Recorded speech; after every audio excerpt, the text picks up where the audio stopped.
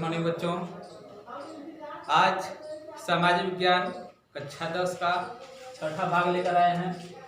इस भाग में हम सामाजिक विज्ञान का अध्याय 2 का अध्ययन करेंगे। अध्याय 2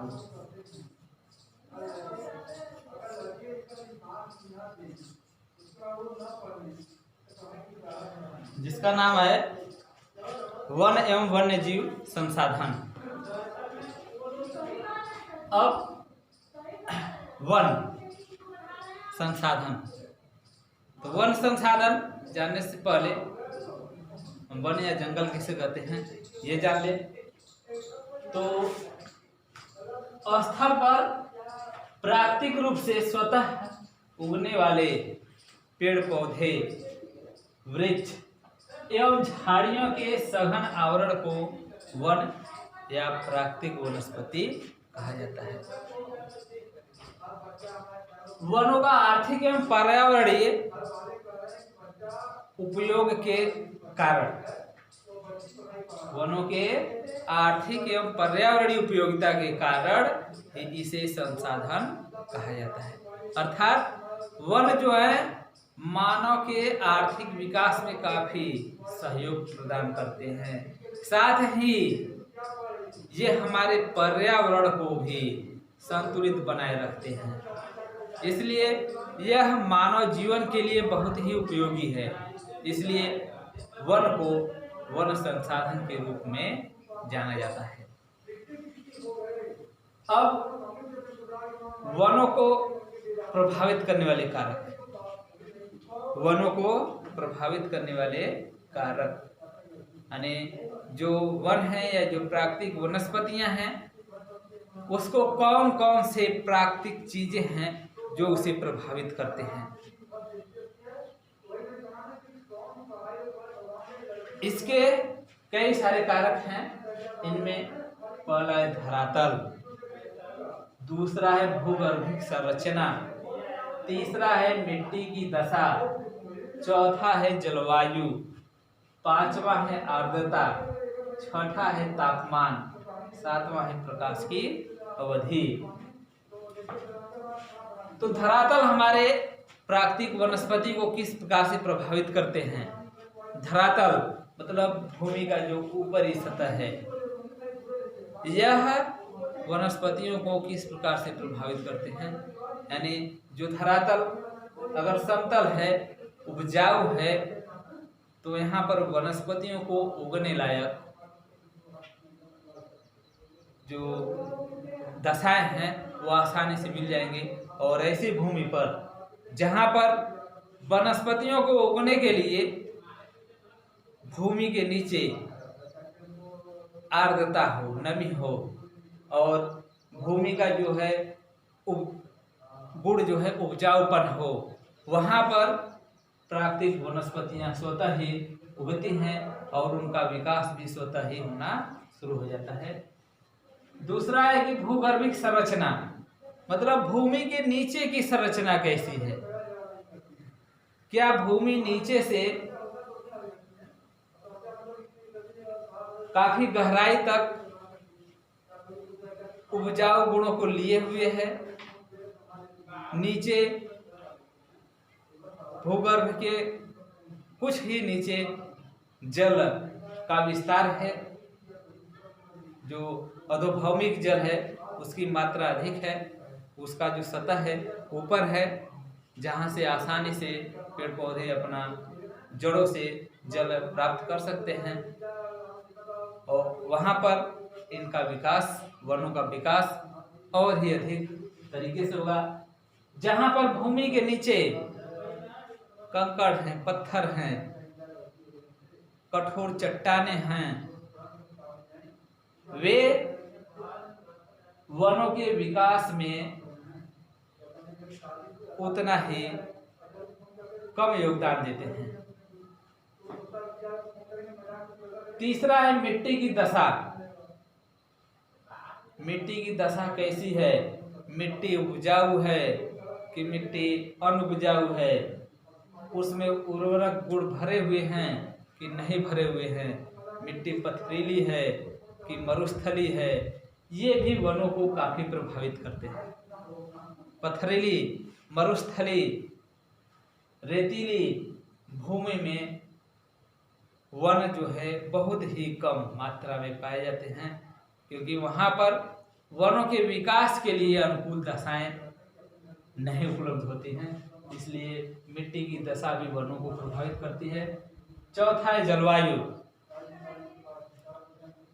वनों की दशा को या वन संसाधन को प्रभावित करने वाले कारकों में जलवायु बहुत ही महत्वपूर्ण स्थान देती है। जिस स्थान की जलवायु आर्द्र है, नम है, वहां पर सघन वृक्ष पाए जाते हैं या सघन वन पाए जाते हैं। जहां पर वर्षा अधिक मात्रा में होती है, आर्द्रता वायुमंडल में बनी रहती है, वहां पर सघन वृक्ष पाए जाते हैं, और जो कि वनों के लिए काफी महत्वपूर्ण है या लाभदायक है। तो जलवायु यानी वर्षा और वायु की आर्द्रता जो है वनस्पतियों के विकास में काफी सहयोग देता है। आर्द्रता, जैसा कि कहा गया, वायुमंडल में आर्द्रता अगर अधिक है तो जाहिर सी बात है आर्द्रता अधिक होने की वजह से वहां पर वर्षा भी अधिक होगा, इसलिए आर्द्रता भी जलवायु को बहुत अधिक जलवायु के साथ मिलकर के वनों के या वनस्पतियों के विकास में सहायक होता है। तापमान, छठा, तापमान भी वनस्पतियों के लिए बहुत प्रभावित करता है। उच्च तापमान वाले क्षेत्रों में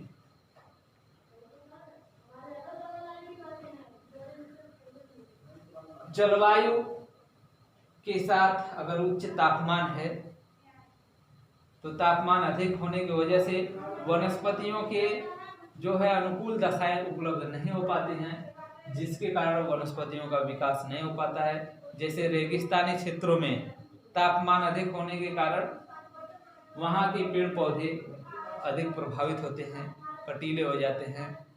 वाष्पन की क्रिया से बचने के लिए पेड़ पौधों की पत्तियाँ रूपांतरित हो जाती हैं। तो तापमान भी वनों को प्रभावित करते हैं। प्रकाश की अवधि, जहाँ पर प्रकाश अधिक समय तक पृथ्वी पर पड़ता है वहाँ पर वनस्पतियों का विकास अधिक होता है, और जहाँ प्रकाश की मात्रा कम हो जाती है वहाँ वनस्पतियों का विकास कम हो जाता है। जैसे ध्रुवीय प्रदेशों में प्रकाश, सूर्य के जो किरणें हैं किसी समय के लिए एकदम नहीं रहती हैं और किसी समय के लिए रहती हैं तो तिरछी पड़ती हैं, जिसके कारण वहाँ वनस्पतियों का विकास नहीं हो पाता है। अब वनों की उपयोगिता। वन मानव जीवन के लिए बहुत ही महत्वपूर्ण प्राकृतिक वरदान है, एक तरह से कहा जाए, या वन मानव जीवन के अनिवार्य अंग हैं। ये मानव जीवन के विकास में काफी महत्वपूर्ण योगदान देते हैं। वनों के बिना मानव जीवन की कल्पना ही नहीं की जा सकती है, क्योंकि वन जीवनदायी गैस ऑक्सीजन की आपूर्ति करते हैं और ये पर्यावरण में मिलकर के उसे संतुलित बनाए रखते हैं। इसलिए वन मानव जीवन के लिए काफी महत्वपूर्ण है, काफी लाभदायक हैं।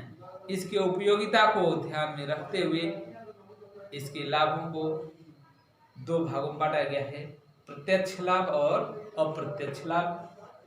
प्रत्यक्ष लाभ ऐसे लाभ या ऐसी उपयोगिता जो सीधे हमें वनों से प्राप्त होते हैं या पेड़ पौधे से सीधे हमको मिल जाते हैं प्रत्यक्ष रूप से, ऐसे लाभ को प्रत्यक्ष लाभ कहा जाता है। जैसे ऑक्सीजन गैस की पूर्ति, वायुमंडल में ऑक्सीजन गैस की पूर्ति हमको प्रत्यक्ष रूप से पेड़ पौधों से होती है। सभी जीवित प्राणी ऑक्सीजन गैस को श्वसन क्रिया में इस्तेमाल करते हैं और वह ऑक्सीजन गैस हमको प्रत्यक्ष रूप से पेड़ पौधों से मिलता रहता है। इसके अलावा घरेलू उपयोग की वस्तुओं में वनों का उपयोग किया जाता है, पेड़ पौधों की लकड़ियों का उपयोग किया जाता है। जैसे ईंधन, घरेलू उपयोग में हम लोग फर्नीचर, ईंधन, फल फूल खाने के लिए, इन सब को हम भाई वनस्पतियों से ही प्राप्त करते हैं या वनों पर ही आश्रित रहते हैं। इसके अलावा औषधियाँ भी, बहुत सारे औषधियाँ भी हमें वनों से प्रत्यक्ष रूप से प्राप्त हो जाते हैं। साथ ही वन जो है वन्य जीवों के आवास हैं, वन्य जीवों के रहने के स्थान हैं, जो पर्यावरण को संतुलित बनाए रखते हैं। वन में वन्य जीवों का रहना जरूरी है, जो कि एक तरह से पारिस्थितिक संतुलन को बनाए रखते हैं, जो हमारे जीवन के लिए भी जरूरी है। इसके अलावा कागज, कत्था, दिया सलाई, खेल के सामान, ये सब हमको वनों से ही प्राप्त होते हैं या प्राकृतिक वनस्पतियों से ही प्राप्त होते हैं। इस तरह से वनों से हमको बहुत सारे प्रत्यक्ष लाभ मिलते रहते हैं। अब आते हैं अप्रत्यक्ष लाभ। वनों से हमें अप्रत्यक्ष लाभ भी होता है। जैसे वन जो है वर्षा कराने में सहायक होते हैं। वन जो है बादलों को अपनी ओर आकर्षित करते हैं और ये वर्षा करने में सहायक होते हैं, और वह वर्षा हमारे लिए काफ़ी लाभदायक होता है। हमारे लिए कृषि कार्य हेतु सिंचाई को आसानी से पूर्ति कर देते हैं। इसके अलावा वनों से भूमि का कटाव भी रुकता है। वन मिट्टी को कटाव को रोकते हैं, जिससे मिट्टी का जो है क्षरण होने से रुक जाता है। मिट्टी का जो उपजाऊपन है वो नष्ट होने से बच जाता है। वनों के द्वारा ही तटबंधे रुके रहते हैं। तटबंधों को की मिट्टी को वन जो है अपनी जड़ों से जकड़े रहते हैं और तटबंधों को टूटने से रोक देते हैं। इसके अलावा बाढ़ के नियंत्रण में सहायक होते हैं। वन बाढ़ नियंत्रण में सहायक होते हैं, क्योंकि जिन क्षेत्रों में बाढ़ अधिक आते हैं, अगर उधर सघन वृक्ष लगा दिए जाए तो वे वृक्ष जल के रफ्तार को धीमे कर देते हैं या धीमी कर देते हैं, जिसके कारण जो बाढ़ का जल है वो धीमी गति से बहने लगता है और बाढ़ नियंत्रित हो जाता है। इसके अलावा वन पर्यावरणीय संतुलन स्थापित करने में भी सहायक होते हैं। वन पर्यावरण में जो संतुलन है उसको स्थापित करते हैं, उसको बनाए रखते हैं। जैसे ऑक्सीजन गैस की आपूर्ति करते रहते हैं और वायुमंडल में हानिकारक गैस जैसे कार्बन डाइऑक्साइड इनका अवशोषण करते रहते हैं। एक तरह से ऑक्सीजन छोड़ते रहते हैं और कार्बन डाइऑक्साइड ग्रहण करते रहते हैं। इस तरह से पर्यावरण में सब जो संतुलन है, गैसों का जो मिश्रण है, उनको एक संतुलित आकार प्रदान करने का कार्य हमारे वन करते हैं। तो इस तरह से हम लोगों ने देखा कि वन किसे कहते हैं, वनों को प्रभावित करने वाले कारक कौन कौन से हैं और वनों से हमारे लिए किस प्रकार से लाभ है। तो अगला टॉपिक अगले क्लास में, तब तक के लिए धन्यवाद।